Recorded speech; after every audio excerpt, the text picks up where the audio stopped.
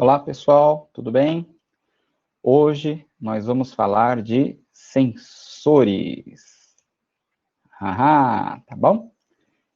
Então, vamos iniciar.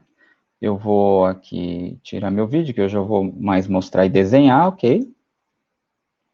Então, deixa eu mudar.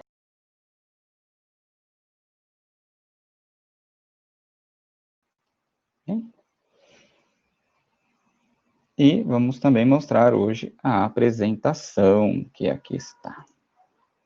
Então, por enquanto, vamos ocultar este daqui. Muito bem. Vamos começar falando o que são sensores, né?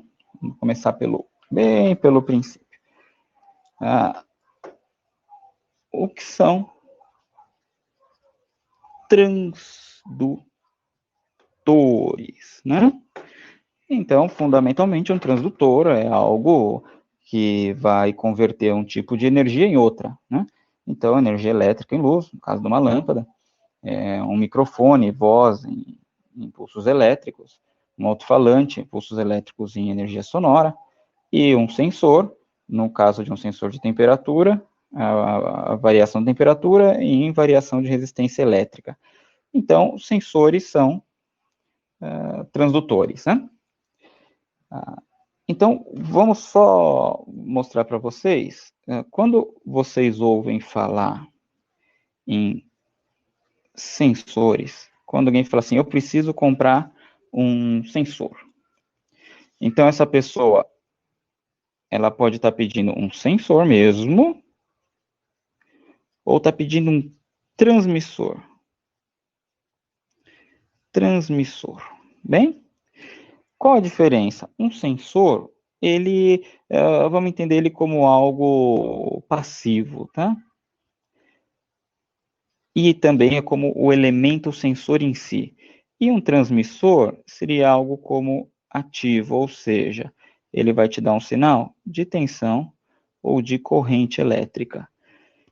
Então, quando alguém pede para vocês vão me falar que precisa de um transmissor de pressão, vocês sabem que é um sensor de vazão, de pressão, com uma saída em tensão corrente. Um transmissor de temperatura é um sensor de temperatura com sinal de saída de tensão ou corrente. Se é só um sensor de temperatura, você precisa saber sempre, fica atento a saber qual é a saída de um sensor. Então, assim, o correto, né, é dizer, eu quero um transmissor ou eu quero um sensor. Mas na prática, as pessoas chamam tudo de sensor, tudo é sensor, e cabe a gente saber se estamos falando de fato um sensor ou um transmissor, ok? Então, vamos mostrar aqui alguns tipos de sensores. A gente tem aqui algo bem, nessa tela aqui, algo bem legal, que fala aqui, vocês podem ver aí, vários tipos de sensores. Esse é um exemplo de um air handler. Um air handler unit quando você pega qualquer literatura em inglês, ela vai estar chamando de air handler unit, que é o nosso fan coil, tá? Então, é o famoso AHU. Tudo quanto é projeto americano ou inglês vem com AHU, que é o nosso fan coil. Quando eles chamam de fan coil, engraçado que mesmo sem inglês, quando eles chamam de fan coil, aí sim é o nosso fancolete, né? Então, geralmente o nosso fancolete. Então, nesse caso aqui, ele está mostrando uma máquina, né? Aqui a gente tem o ar entrando por aqui, passando por um resfriamento ou aquecimento, não consigo identificar, e esse ventilador está insuflando esse ar para o ambiente, parte desse ar ou todo ele, não conheço o sistema, está voltando através desse ventilador que está fazendo o papel de um exaustor aqui, e tem a troca de ar.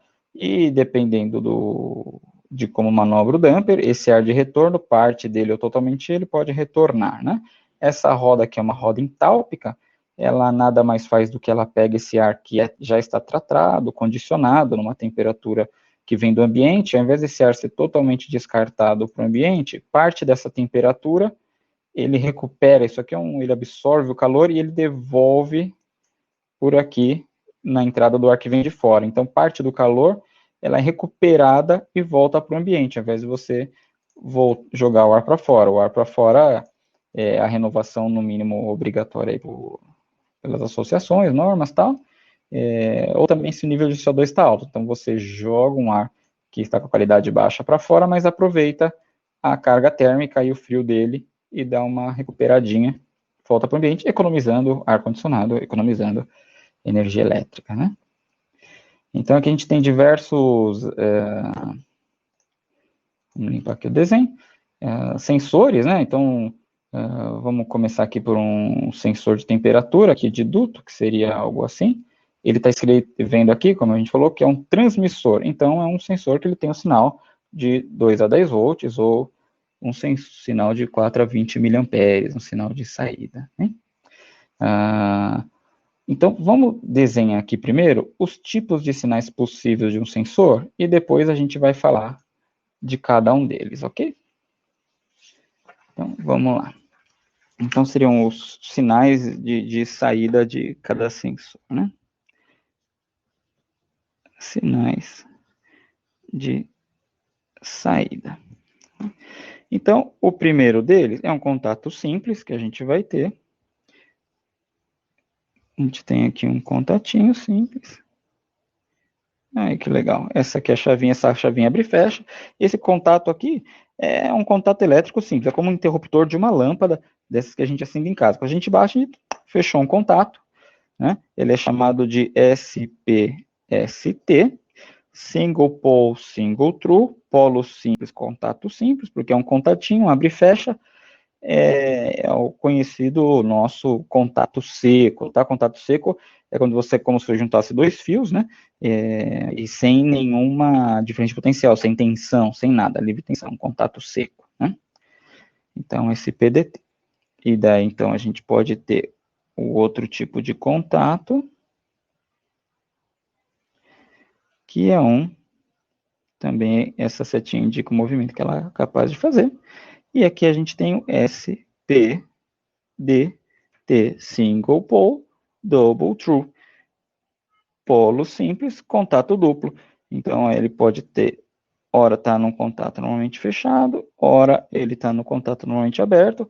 Ele pode mandar energia para cá ou para cá o tempo todo, ou um contato seco. Geralmente, os sensores, né? Termostato, umidostato, pressostato, fluxostato, né? Uma dica aí que fica, tudo que termina em ato, olha que bacana, hein? Tudo que termina em ato é contato seco, tem uma saída dessa. Tudo que é transmissor é saída analógica. Se a informação é simplesmente sensor, pode ser contato seco ou outro, mas geralmente o que termina em ato é um contato seco, tá? Então, tem essas duas formas. A maioria dos sensores permite os dois contatos, para a gente usar normalmente fechado ou aberto, ou a gente pode usar só um deles, não tem problema, cada aplicação vai ter seu uso específico, ok? E aí depois a gente tem os sinais analógicos, né? Então, isso daqui é o que é digital. Vamos separar aqui, ó. Isso aqui é digital. Por que digital? 0 ou 1, 0 ou 1, né? Tem dois estados apenas. O analógico nos permite uma infinidade dentro de uma faixa de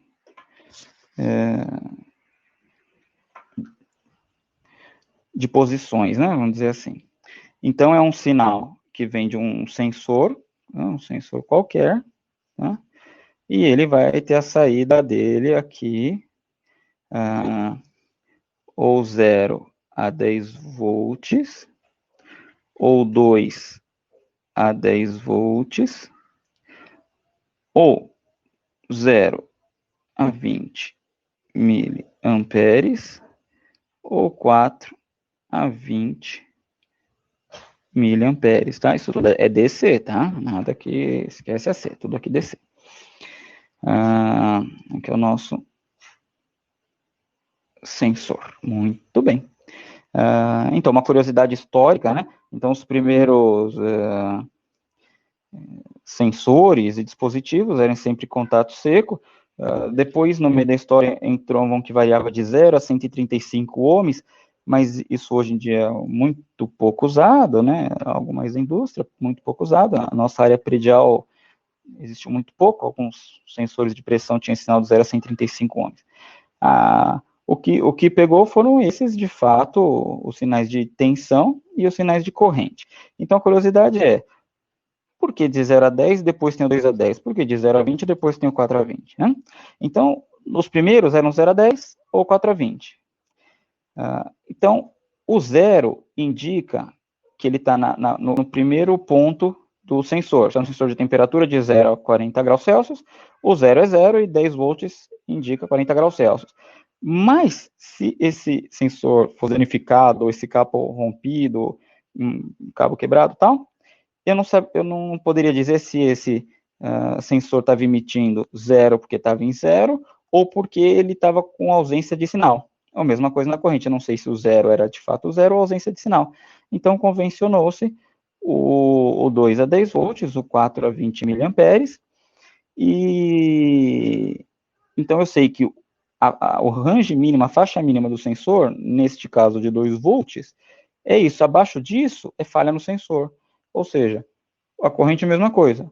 O range mínimo é 4 miliamperes, abaixo de 4 miliamperes é falha no sensor. Então, o início do range dele começa em 4 miliamperes. Então, o melhor oscilador, qual que é o melhor? São esses aqui, porque a gente tem essa cobertura do 0 a 10 volts. Mas meu sensor só tem 0 a 10. Não tem problema, pode usar, só que a gente não vai saber se quando ele falhou, se ele está em 0 ou se ele está danificado, aí está falhado, ok? Mas até aí, tudo bem. Então, uma curiosidade, né?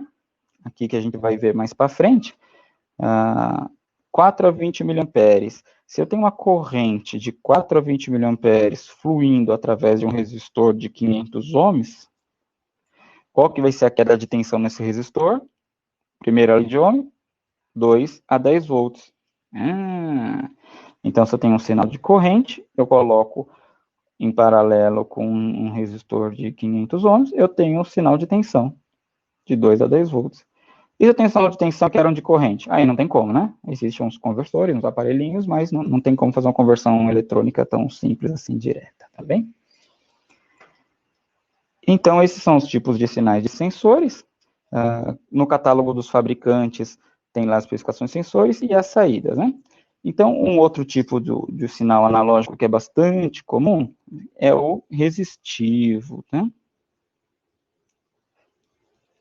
Resistivo, que pode ser NTC ou PTC. O que significa? Que é um sensor, geralmente, vamos falar da automação predial, de ar-condicionado, que é o nosso negócio, são sensores de temperatura, tá? Então, ele vai variar a resistência dele, né? Em ohms ali, né? Esse é um símbolo de ohm mal desenhado. Em ohms, então, o negativo temperature coeficiente, positivo temperature coeficiente. Esse é um coeficiente negativo, ou seja, conforme a temperatura cai, a resistência elétrica desse sensor sobe. Então, se ele está marcando 1000 ohms a 0 graus, começou a esquentar, esse 1000 ohms vai cair para 900, 800, começa a cair. Se começa a esfriar a temperatura, foi para menos 10 graus, esse 1000 ohms passa para 2000 ohms, 3000 ohms, um exemplo.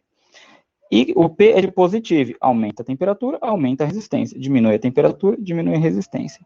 Por uma questão construtiva ou tecnológica, eu não sei dizer com precisão, mas o que é popular na automação predial, que a gente vai ver, é o NTC. Então, quando você vê um sensor de temperatura NTC, significa que ele é resistivo, né? Vai variar a resistência elétrica dele em função da temperatura que ele está submetido, ok?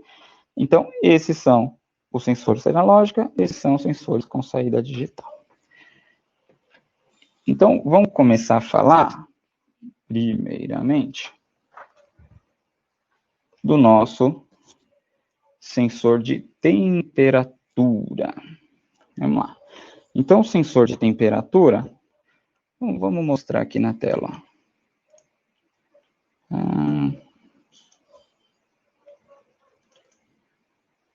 Muito bem. Então, vamos pegar uma página nova aqui. Vamos abrir aqui. Melhor. Vamos pegar este PDF aqui. Temos um catálogo da Dwyer, que é um fabricante bem tradicional de sensores, da Rohn, né? Mas tem outros sensores, Johnson, Schneider, ACI, tem diversas marcas, tá? Então, um sensor de temperatura ambiente, só para mostrar a cara dele. Ele tem uma cara dessa daqui, e aqui é com display. Um sensor de temperatura externa geralmente tem essa cara, esse é um sensor de sonda. Temos os sensores de duto, aqui, ó, esse de duto, esse para enfiar numa tubulação de água gelada. Okay? Então, quando a gente pega um sensor, um de duto, aqui esse primeiro bem tradicional, aqui a curva dele, ó, ele é um 10K, NTC, tipo 2. O 10K NTC tem dois tipos, tipo 1, tipo 2 e 3, né? Aqui, tipo 2 e tipo 3. Existem outros tipos, umas maluquices, mas no nosso universo aqui, os mais comuns são sensores de temperatura 10K NTC tipo 2, sensor de temperatura 10K NTC 3 e sensor de temperatura 20K NTC. 20K não tem tipo, 20K NTC já é o padrão, ok? Muito bem. PT1000, PT3000, então, como eu falei, os NTC são negativos, os PT são os positivos. Pouco usa, alguns fabricantes usam, mas os controladores de automação predial acabam não usando sensores com baixa resistência, como esses PT1000, PT100, porque primeiro que ele não tem uma resolução na porta dele para conseguir ler essas variações de 1 ohm, 2 ohms, né? E depois, como a aplicação é conforto, você não precisa de uma precisão milimétrica ali, né, na temperatura, porque mesmo em salas limpas, tá, a exigência não é tão grande. Esses sensores de temperatura geralmente têm a precisão de 0 grau, são bastante precisos, mas imagina que a gente tem um quadro de automação e o sensor puxa um cabo de 100 metros, sei lá, dá uma sala que está a 100 metros de distâncias. Muito bem. Vamos supor que tem 10 ohms de perda de resistência elétrica nesse cabo e de volta. Então, 10 ohms num sensor de 20 kΩ, que a gente pode ver aqui, NTC, 10 ohms é nada, é uma fração da porcentagem dele, então a influência dele vai ser insignificante. Se a gente tem um PT1000, ou exagerando um PT100, variou 10 ohms, já variou 10% do que ele deveria estar de fato lendo, né? Entendo que o PT100 é 100 ohms a, se não me engano, 0 graus. Tá?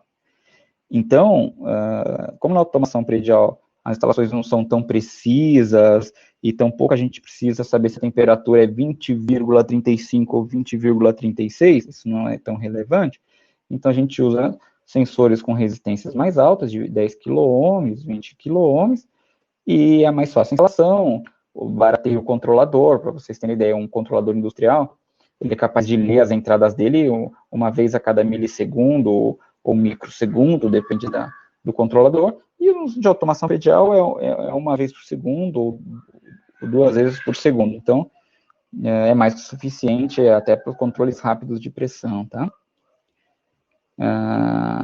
Aqui temos no catálogo da Dwyer, onde tem esses desenhos aqui, também está na pastinha lá para vocês. Opa, passei demais verem, né? Esses desenhos aqui. É legal que tem bastante exemplo, vale a pena estudar ali, de aplicações, sensores, desenho, bem legal. Então, o sensor de temperatura, vamos voltar aqui para a nossa janela. Vamos voltar para cá. Então, vamos começar falando pelo sensor de temperatura, né?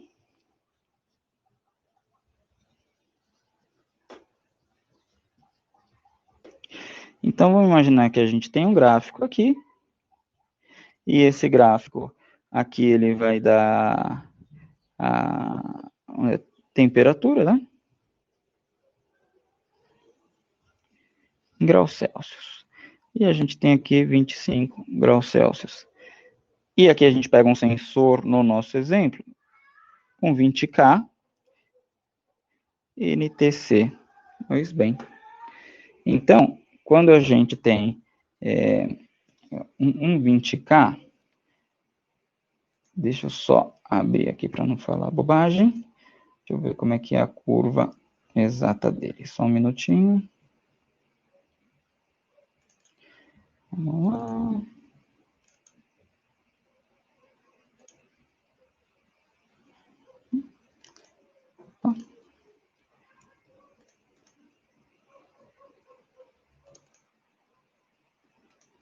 Ok. A gente tem ele aqui.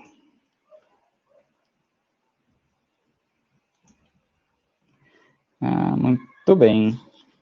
Então, uma curva de sensor, vamos voltar para cá. A curva de sensor, ela é, vamos pegar esse ponto aqui que a gente já desenhou, tá? Então, esse ponto aqui, essa curva, ela vai ser mais ou menos assim, ok? Então, o que a gente tem? A gente tem que em 25 graus Celsius, ou 77 graus Fahrenheit, esse sensor me dá uma resistência de 20 quilo-ohms, tá? Que é a resistência dele. Muito bem. E aí a gente vê, conforme a temperatura vai diminuindo, a resistência vai aumentando, a temperatura vai aumentando, a resistência vai diminuindo, ele não é linear, ele é curvo, né? Então, os sensores, os controladores, eles já têm um bloquinho lá dentro dele com a curva de cada sensor. Alguns fabricantes só de 10K, outros de 20, mas todos eles podem e permitem que seja configurado, inserido uma curva ali dentro dele, tá bom? Então, esses são os sensores de temperatura. Mas é com resistor que fica variando a sua resistência em função da temperatura, tá bom? Agora, vamos falar de um sensor de umidade. Sensores de umidade, vou voltar para cá. Eles são, esse aqui nesse caso é um sensor conjugado, temperatura e umidade. É bem simples. Ele também pode ser de duto, que é um transdutor de temperatura.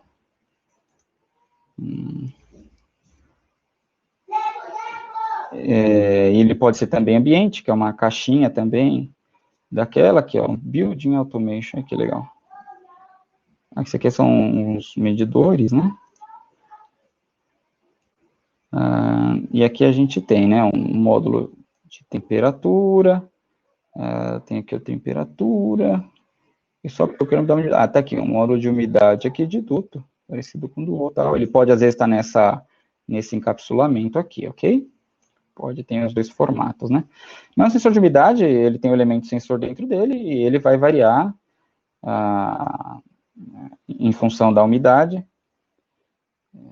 ele vai variar o sinal de saída, e ele é sempre um transmissor, 2 a 10 volts, 4 a 20 miliamperes, né? Uma curiosidade dos sensores de umidade é porque, a gente já explicou em outro vídeo, ele geralmente é 5% de precisão, e é suficiente para controle de conforto, que tem uma faixa aí de conforto 55% a 65%, muito seco ruim, muito úmido ruim, mas os sensores de umidade, muitos deles são de 10% a 80%, de 20% a 80%, os melhorzinhos são de 0% a 100%, tá? Mas muitas vezes não é necessário ter esse tipo de sensor. Eu quero falar um pouquinho do sensor de pressão. Aqui a gente tem um pressostato, ou a gente tem esse aqui é um transmissor de pressão, né? Então, o que eu quero falar de você? Falar um pouquinho só do conceito de pressão, porque é bem importante, tá? Vamos supor aqui, a gente tem o nosso ventilador aqui. Esse ventilador está soprando o nosso ar aqui, ó, que bacana, né? E aqui está um duto de ar. Tudo bem. Duto de ar. O que um ventilador faz? Quando você liga um ventilador, o que ele faz? Ele vai pressurizar essa parte aqui do duto, não é isso? Essa pressão vai ficar mais positiva e essa pressão vai ficar mais negativa. Pressão positiva de um lado, negativa do outro, o que a gente vai ter? Fluxo, no nosso caso é ar, se fosse uma bomba, fluxo de água. Então, pressão positiva para negativa, a gente tem fluxo, né? Olha que bacana, né?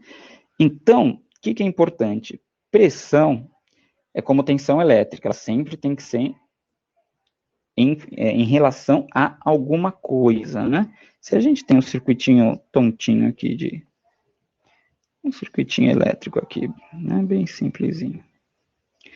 E alguém fala para você assim, qual a tensão aqui? Né? A resposta correta é não sei, né? Porque você vai pegar o multímetro, você vai pôr a ponta vermelha aqui, e se a outra ponta fica solta, aqui que o multímetro vai medir? 0, né? Então, a tensão é sempre aplicada como uma referência, a tensão entre esse ponto e esse. Então, a gente quer saber a tensão aqui, que vai ser igual a essa neste exemplo, né? A pressão é a mesma coisa. Qual a pressão aqui? Não sei. Aqui em relação a quê? Pode ser em relação a antes do ventilador, pressão diferencial do ventilador, ou com ar externo, o ar atmosférico, ok? Então, quando a gente tem o nosso sensor de pressão, olha aí que legal, a gente vai tomar a pressão nesse ponto, por exemplo. Imagina que tem um sistema de caixas de VAV aqui para frente, que será uma aula futura. Então, se eu estou medindo a pressão aqui, eu preciso saber aonde vai ser outra referência. Então, ela vai estar solta dentro da casa de máquina, por exemplo. Então, eu vou estar medindo a pressão no duto em relação à pressão atmosférica. Então, essa é a diferença de pressão, porque é um sensor diferencial de pressão. O sinal dele pode ser um contatinho seco, esse PDT, esse T que a gente falou, ou um sinal analógico, 4 a 20 ou 2 a 10, tá? Agora, se eu pego essa ponta e coloco aqui, muito bem. Eu estou medindo a pressão diferencial desse ventilador. Uma curiosidade, uma pausa, uma curiosidade do ventilador, se eu fechar esse fluxo aqui, interromper, esse ventilador vai pressurizar positivamente aqui, negativamente aqui, em relação à atmosfera, e não vai ter fluxo, porque eu bloqueei. E um cuidado que a gente tem que ter, boa parte dos ventiladores, inclusive esses eletrônicos aí, se ele não tem fluxo de ar para resfriar o próprio sistema dele, ele se danifica, ele vai queimar, vai esfumaçar, vai abrir alguma coisa aí e você vai perder, né? Vai ter problema. Então, sempre tem que ter fluxo no ventilador. Então, desobstruiu, fluxo, e quando você fecha, você vai ter a pressão máxima que esse ventilador pode medir. Uma curiosidade, que quando ele está rodando no máximo e ele não tem vazão, serve também para a bomba, a corrente elétrica dele diminui porque ele não está trabalhando, né? Não é porque ele está bloqueado que ele está forçando mais. Como ele não está sem o fluxo, ele não está trabalhando, a corrente elétrica diminui. E a bomba também. Uma bomba não pode ficar ligada sem fluxo por muito tempo, porque ela cavita, né? Como se fossem microbolhas de ar que ficam batendo nas pás da bolha e ela vai se danificar. Então, uma bomba não pode ficar obstruída, trabalhando obstruída, tá? Totalmente obstruída. Muito bem. Então, a gente sabe que existem, isso é um sensor diferencial de pressão, aí vocês podem perguntar, e o sensor de pressão manométrica? Ok, sensor de pressão manométrica, ele tem apenas um ponto, né, de pressão. Ué, mas eu acabei de falar que tem que ter 2, então onde está o outro? O outro, ele usa uma referência interna, que ou ele pega a pressão atmosférica, ou ele vai pegar uma pressão em nível do mar, que chamam os sensores com selo, né, que são os selados, né.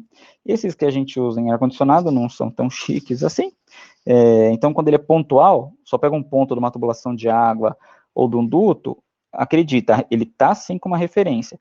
Claro que a referência quando é o ambiente externo, ela está sujeita a alterar em função se tiver um fluxo de ar aqui, se você estiver no nível do mar, estiver em São Paulo, no Rio, estiver em La Paz, né,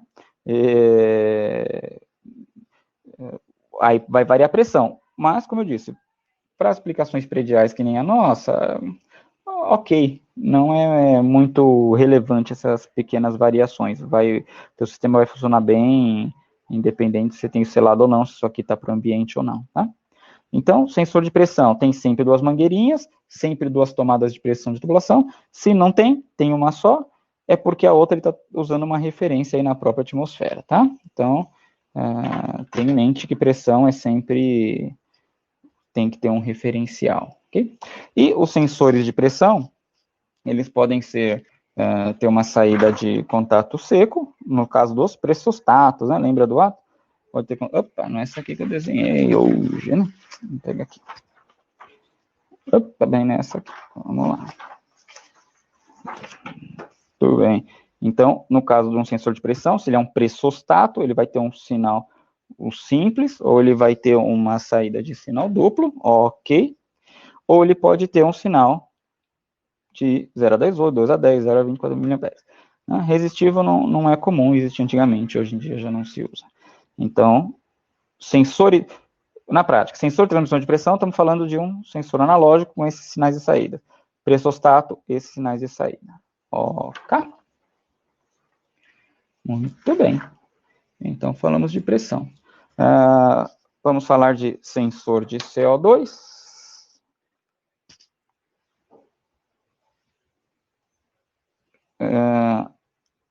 Sensor de CO2. Vamos lá, a gente tem um ambiente.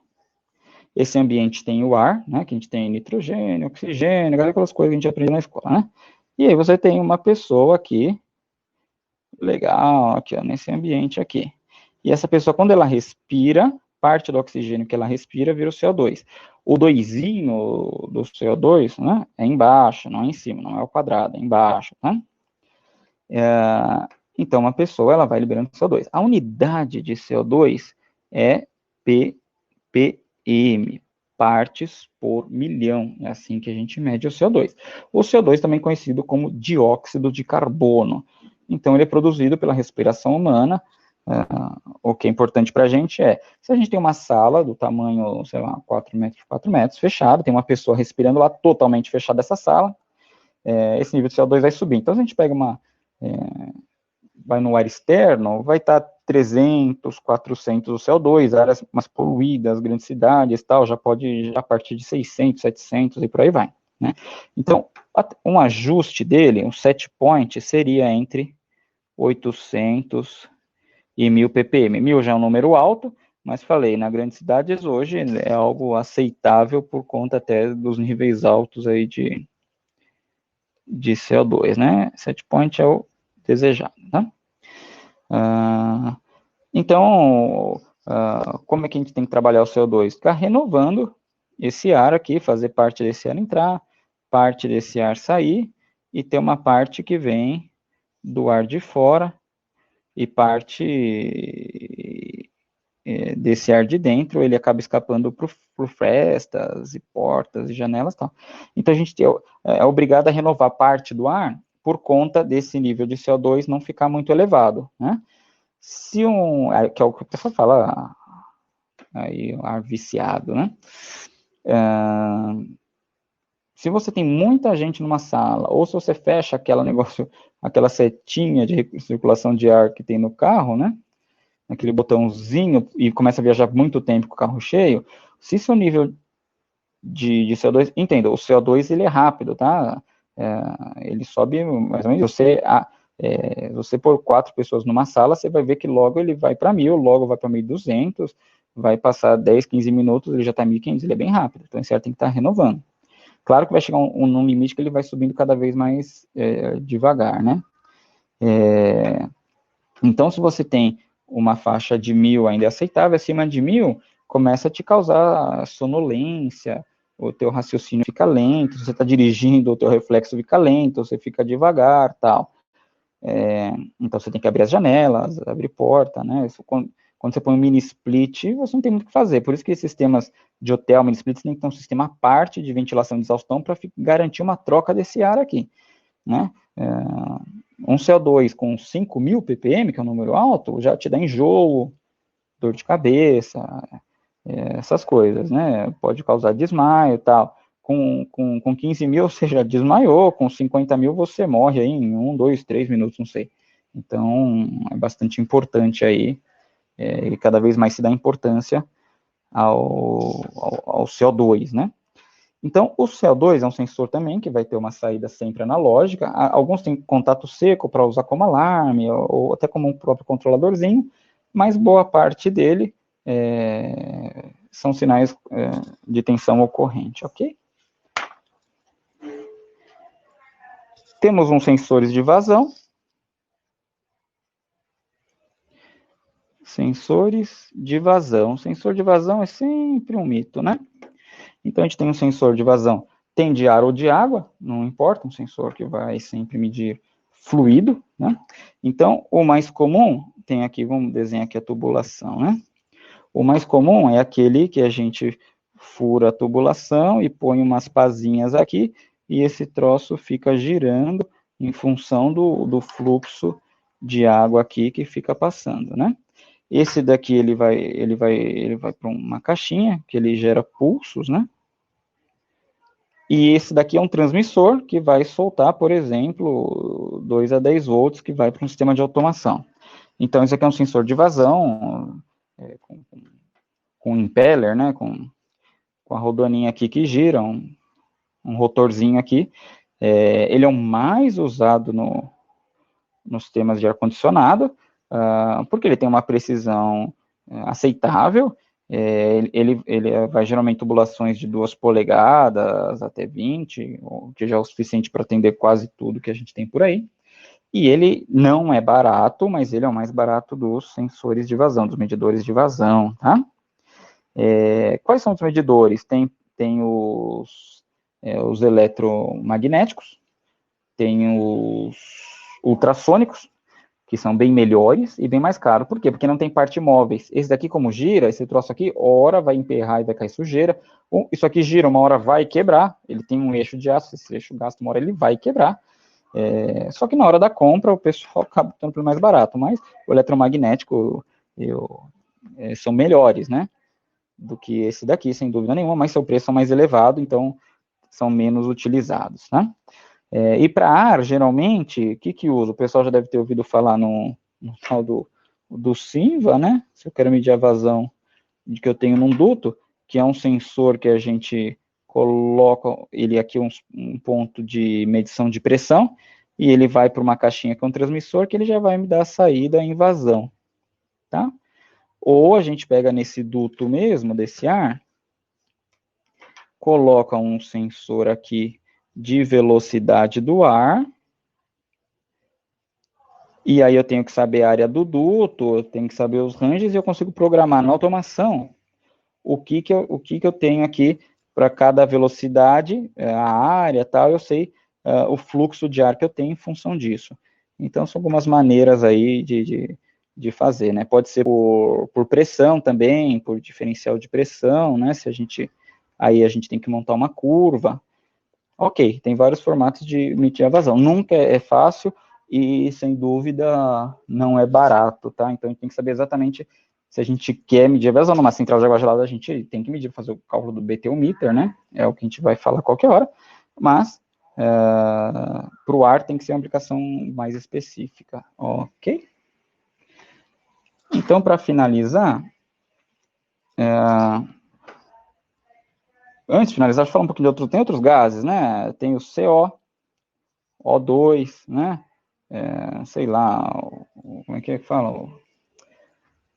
Hidrocarboneto, que são os inflamáveis, tal, né? H2, que quer medir o hidrogênio, o H2 é o hélio, né? Que quer medir o hidrogênio, enfim.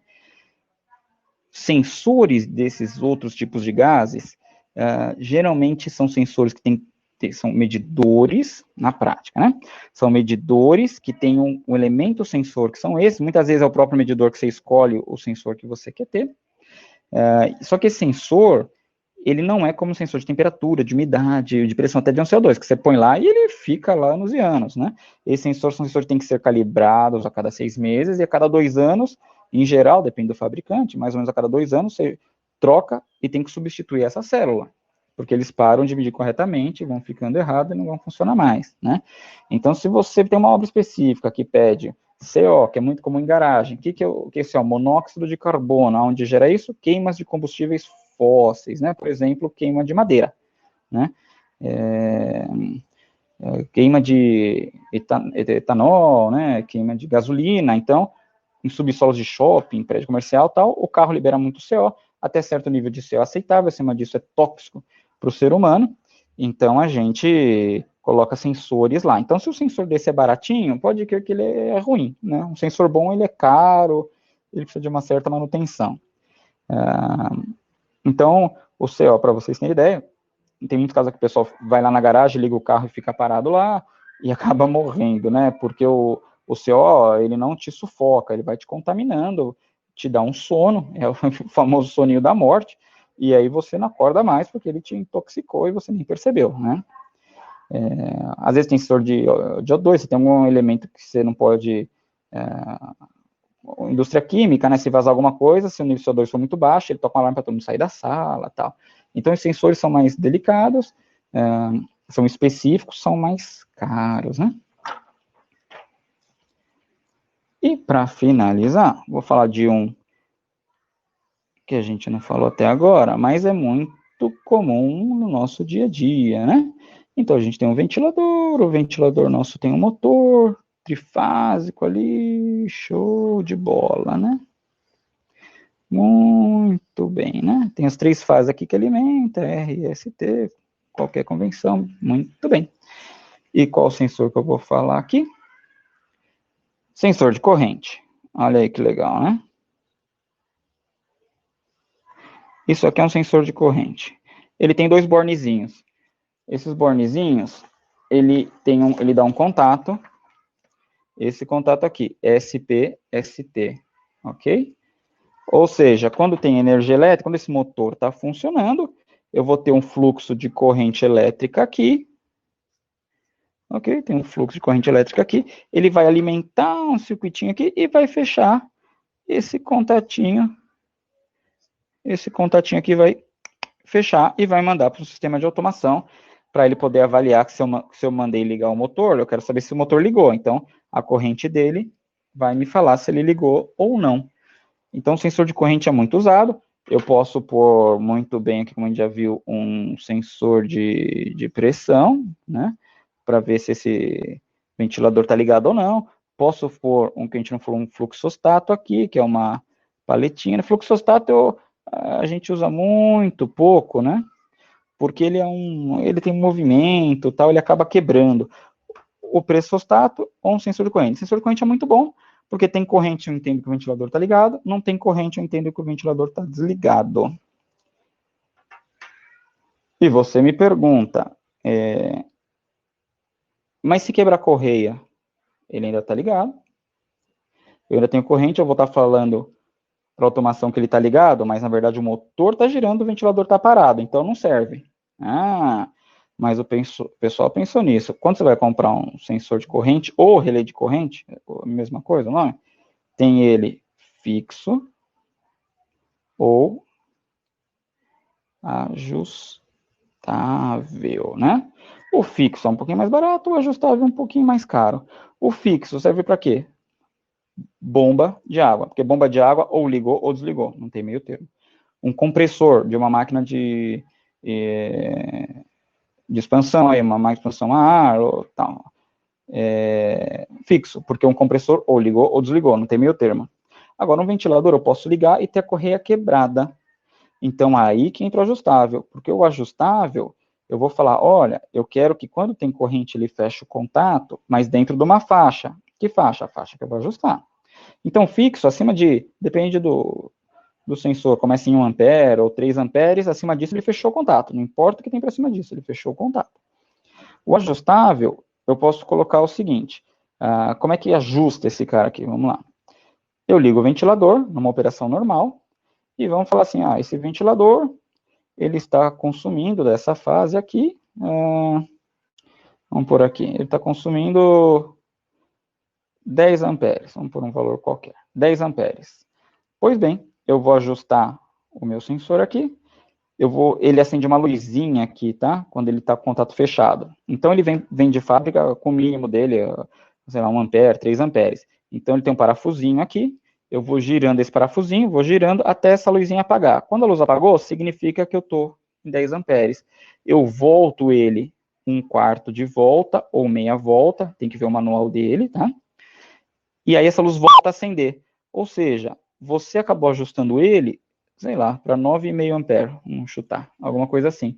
Então, qualquer corrente abaixo disso, ele vai apagar, ele vai abrir o contato e ele vai falar para a automação que o ventilador parou. Por quê?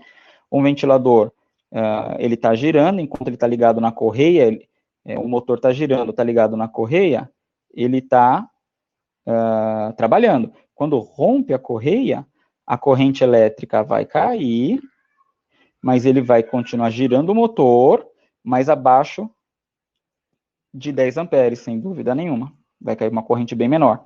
Então, eu sei que esse ventilador era para estar ligado, mas o contato dele abriu e ele está desligado. Porque quando a gente faz uma loja de automação, a gente quer saber se o ventilador está funcionando ou não, e não o motor, porque o que importa é o fluxo de ar. Ok, gente. Então, por hoje é isso, tá? Vamos parar por aqui. Vou deixar...